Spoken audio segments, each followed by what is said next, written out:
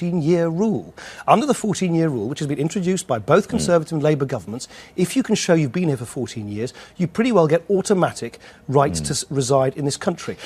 The difference is, Labour and the Conservatives, they shout and scream about this, oh no, we can't touch this. Secretly, they actually administer a unqualified amnesty. What I'm saying is, bring this out into the open, set the bar high. You've got to show that you've lived here for 10 years, you haven't broken the law since you've arrived, that you speak English, you want to pay taxes, that you're prepared to do community service when you come out of the shadows of the economy, and that at the end of that process, all we're giving is a 2-year work permit so that you can work here legally before your final status is determined. I think that is better than having an ad hoc amnesty under both Conservative and Labour governments. I understand the argument you're making. All I'm saying to you is if you don't know the number of people involved, it could well be 1 million people or more than 1 million people and thus more than 2 million people in total. The research that has been done is that those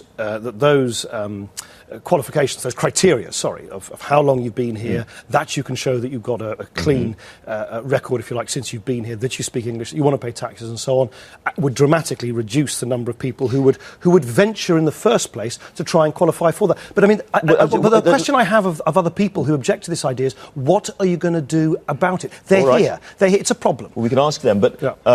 country you know well, Spain, also Italy, when they produced an amnesty, there was a big increase in illegal immigration because people thought, oh, well, if they've done it once, they'll do it again. No, that's why clearly the other side of the coin, which is my approach to this, our approach to this, is a one-off solution to a big one-off problem created by the chaos in the immigration system under a succession of Labour and Conservative governments. Clearly, the other side of the coin is that you tighten the borders. And I'm very clear that I want to see the reintroduction of exit. And you say you never do this again? This will never happen again? No, it's a one-off thing. It's absolutely one-off. It's one-off, and at the same time, you introduce the exit controls so you know who's going out of this country as well as coming in. Again, abolished by Labour and Conservative governments. You introduce a border police force. So you tighten the borders. We have every right to do that. But then you clean up this problem, which has been created as a sort of legacy problem over several years. Still on immigration, your regional quota system, which David Cameron has mocked during the two leaders' debate so far, a lot of people still don't understand. I just still don't understand quite how it would work. Okay.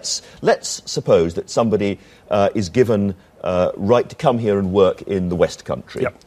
Works for a firm for a couple of years, and then actually wants to move, or loses his job or her job, wants to move and spend most of the time with the family in Birmingham or London or whatever. I can't see any way in which a central government could stop that happening. No, what you do is you make the employers liable. And so that an employer who employs someone who's come into this country on a work permit will look at the work permit. By the way, Revenue and Customs can't go around the country chasing people. No, what Revenue Customs can do and should do and aren't doing enough of, precisely because of the chaos in the immigration system, is going after unscrupulous employers who are employing people illegally. Yeah, but that's the past. I'm talking about your system in the future. This is exactly what we would do in the future. So you'd have much more stringent controls on employers. It's what they do in Canada. It's what they do in Australia. It works. And the employer says, "I'm sorry, they've just pushed off. They've vanished. I don't know where they've got to." You can't then penalise the employer for that. Sorry, an employer would not be able to employ somebody unless they could see in the work permit that they're entitled to work in that area. It's incredibly simple. But what I'm asking you is what happens then? When the employee then vanishes off to another part of the country where you didn't want them to be working, you can't stop them doing that. You can't physically stop them moving. What you can do is make sure that it becomes so uncomfortable for employers to employ people on work permits which they're not entitled to employ people on, that becomes a real problem for I just don't see if the sanction is only against the employer, and the employer can't chase people up around the country, I don't see how the system works. With respect, you're missing the point. The employer's job is not to chase up people once they've left the job. The employer's job... then they'll just move. No, well, they might move, but where do they move to? In a system where employers will be much more stringently discouraged from employing people who don't have the right work permits in the first place. It's the way it works in Australia. It's the way it works in Canada. You put much greater onus on employers only to employ people who come here under what's called the second-tier immigration status in the points-based system recently introduced by the government. As I say, that points-based... And if they bring their families in, how close to the place of work do the family have to live?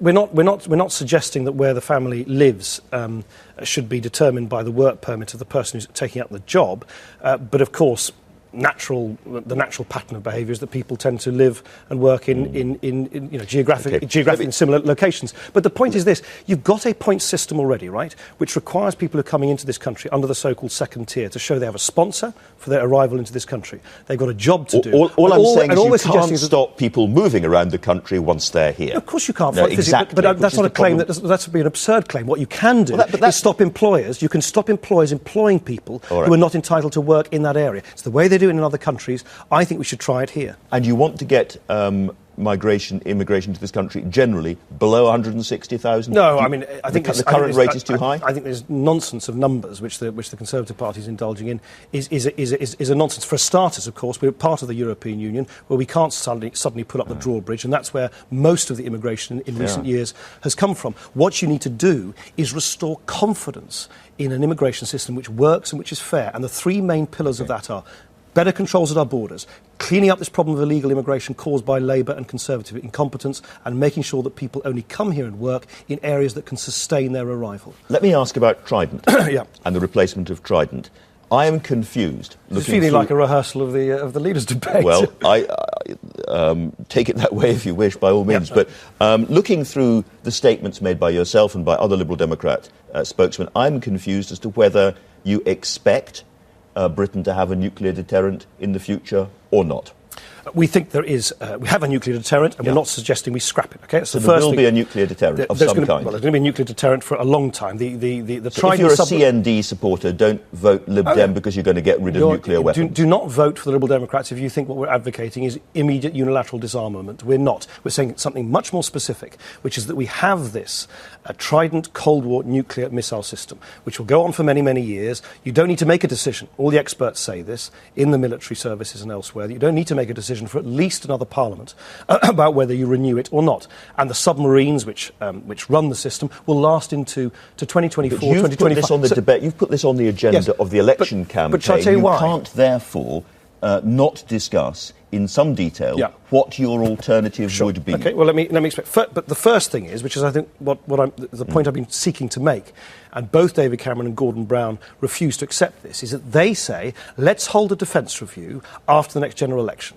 Okay, hallelujah. All the parties seem to be saying, let's have a defence review on this big, big issue of what we pay for in our military services, what kind of military services we want, what kind of threats we're going to face. They, irrationally, are saying we are going to exclude, before having that review, one of the biggest items of expenditure, namely £100 billion up to over 25 years for replacing Trident on a like-for-like... That £100 billion figure. Just a couple of years ago, the official Ministry of Defence figure for the cost of replacing Trident was £20 billion or thereabouts. Well, the Ministry of Defence... You're wildly out on this calculation. Well, no, that's not true. If you look at the letter from Field Marshal Lord Bramall earlier this week, and a number of other very senior military figures, they say that their estimate is around 80, 85, 87 billion pounds. Another study has suggested up to 100 billion pounds rather. 100 billion pounds when you take into consideration all the maintenance costs, the decommissioning costs, and of course the cost overruns that seem to characterise. But a substitute is going to cost a huge amount. Are we talking about cruise missiles, Tomahawk missiles? What are we talking about? The kind of alternatives, and Ming Campbell published a report on this for us very recently, could include, for instance, just very simply, accepting that under the Trident system you no longer have a continuous at-sea deterrence, so that you just don't have the Trident system deployed at sea continuously. Fewer boats, and not providing continuous at-sea coverage. You could extend the life. So fewer boats or older boats, or older boats, or you could use the Astute class submarines and use cruise missiles. Those are all alternatives. Since you're against nuclear power, but you're contemplating nuclear weapons. Where are you going to get the plutonium from? Well, clearly, if you maintain a nuclear weapon system, you can make sure, and particularly with our very close cooperation with the Americans, that you get the right materials. But all I'm saying is, why, when you're at this great crossroads as a nation, as to what we spend money on and what we don't spend money on, when the threats are changing, when I agree with President Obama that the biggest threat that we're going to face is terrorists with dirty bombs, not Cold War nuclear threats, why do you write into the script, which is what David Cameron and Gordon Brown want to do, the one thing that is almost certainly outdated, which is a like-for-like replacement of Trident? You mentioned Gordon Brown.